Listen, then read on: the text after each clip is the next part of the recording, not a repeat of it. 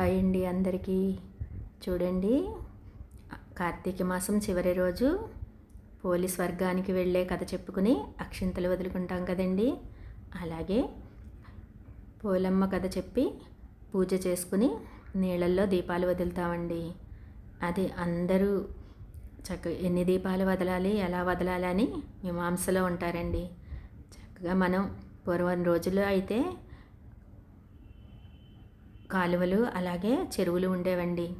అక్కడికి వెళ్ళి గట్టు మీద పూజ చేసుకుని దీపాలని నీటిలో వదులుకునేవాళ్ళం. కానీ ఇప్పటి రోజుల్లో అది వీలవదు కదండి. అందుకని చెప్పి ఇదిగోండి, ఇంటిలోనే చక్కగా మనం ఒక పళ్ళెంలో పసుపు కుంకుమ వేసి అలాగే గంధం అక్షింతలు వేసి గంగా మంత్రం చెప్పుకుని పువ్వులు వేసి మన ఇంట్లో ప్లాస్టిక్ పళ్ళెం లాంటిది ఉంటుంది కదండి, చిన్నవి. దాన్ని వేస్తే మనకి దాని మీద మనం పిండితో చేసిన ప్రమిద కానీ అలాగే ఇత్తడి ప్రమిద కానీ ఉంటే దాంట్లో దీపాలు కూడా వెలిగించుకోవచ్చండి. ఈ విధంగా పసుపు కుంకుమ అక్షింతలు గంధము వేసి పుష్పాలు వేసి చూడండి, ఇలాగా చిన్న ప్లాస్టిక్ మూత లాంటిది ఉంటే అది వేస్తే నీటిలో తేలుతుందండి. దాని మీద మనం ఇలా దీపం పెట్టుకుని వదిలితే చక్కగా ఉంటుందండి. ఈ విధంగా మనం దీపాన్ని వదులుకుని పోలమ్మ కథ చెప్పుకుని పోలీస్ వర్గం కథ చెప్పుకుని మన అక్షింతలు తల మీద వేసుకుని నమస్కారాలు తెలియజెప్పుకుని ధూపదీప నైవేద్యాలు చూపించుకుంటే మనకి పోలీస్ వర్గం కథ అలాగే చివరి రోజు మనకి పూజ ముగింపు పలుకుతుందండి. ఇలా చేసుకోవడం వలన ఎంత మంచిదోనండి. మనం మొదటి రోజు అలాగే చివరి రోజు శ్రద్ధగా చేసుకుంటే నెల రోజులు చేసిన ఫలితం వస్తుందండి. మీరు కూడా ఈ విధంగా చేసుకుంటారని నేను భావిస్తున్నాను. ప్రతి ఒక్కళ్ళు చక్కగా తెల్లవారుజామున లేచి, మాకు తులసి మొక్క ఆనవాయితీ లేదండి, అందుకని ఆరుబయట చక్కగా ఈ విధంగా నేను పళ్ళెంలో నీరు పోసి పసుపు కుంకుమ పువ్వులు ఉంచి పోలమ్మ కథ చెప్పుకుని అక్షంతలు వేసుకుని ధూపదీప నైవేద్యాలు చూపించుకుంటానండి. మీరు కూడా ఈ విధంగా చేసి ఆ శివయ్య అనుగ్రహం పొందుతారని నేను ఆశిస్తున్నానండి. ఈ వీడియో కనుక మీకు నచ్చితే లైక్ షేర్ కామెంట్ మాత్రం మర్చిపోవద్దు. ఇదిగోండి, మన దగ్గరున్న ఇత్తడి ప్రమిదలోనైనా దీపాన్ని వదలచ్చు, లేకపోతే పిండి ప్రమిద చేసి దానినైనా కూడా మనం దీపాలు వెలిగించి ఇలా నీటిలో వదలొచ్చండి. మీకు ఈ ఐడియా కనుక నచ్చితే లైక్ షేర్ కామెంట్ మాత్రం మర్చిపోవద్దు.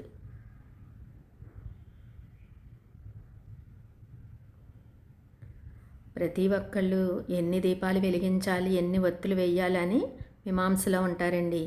మనం ఈ పోలీస్ వర్గం పూజకి 33 ఒత్తులు వెలిగించాలండి. 33 ఒత్తుల్ని కలిపేసి ఒక ఒత్తిగా తయారు చేసుకోవచ్చు. లేకపోతే అరటి డొప్ప ఉంటే కనుక అరటి డొప్పలో 5-6 ఒక 5 ఒత్తుల్ని కలిపేసి మనం అలాగ 33 ఒత్తుల్ని చేసుకుని వెలిగించి నీటిలో వదలాలండి. ఆఖరి రోజు పూజ మనకెంతో ముఖ్యమైన పూజని అందరూ భావిస్తారండి. ఈరోజు చక్కగా ముత్తైదువులకు వాయినాలు ఇచ్చుకుని పసుపు కుంకాలు కూడా ఇచ్చుకుంటారు. ఈ విధంగా మీరు మన ఇంట్లో పూజా మందిరంలో చక్కగా పూజ ముగించుకుని బయట ఇలాగా ఒక పళ్ళెం పెట్టుకుని దాంట్లో నీరు పోసి పసుపు కుంకుమ అక్షింతలు గంధము పువ్వులు వేసి ఇలా దీపాలు వదులుకుని ధూపదీప నైవేద్యాలు చూపించుకుంటే మనకి ఎంతో మంచిదండి. ఆ ఇల్లాలికి ఎంతో శ్రేయస్కరం కూడా. మీరు కూడా ఈ విధంగా చేసుకుని నాకు కామెంట్స్లో చెప్పండి. ఆ హరహర మహాదేవుని ఆశీస్సులు మన అందరిపైన ఉండాలని నేను మనస్ఫూర్తిగా కోరుకుంటున్నానండి. జై బోలో శంకర మహాదేవ్. హర హర హర హర మహాదేవ శంభో శంకర. ఓం నమః శివాయ. హర హర హర హర మహాదేవ శంభో శంకర. ఓం నమః శివాయ.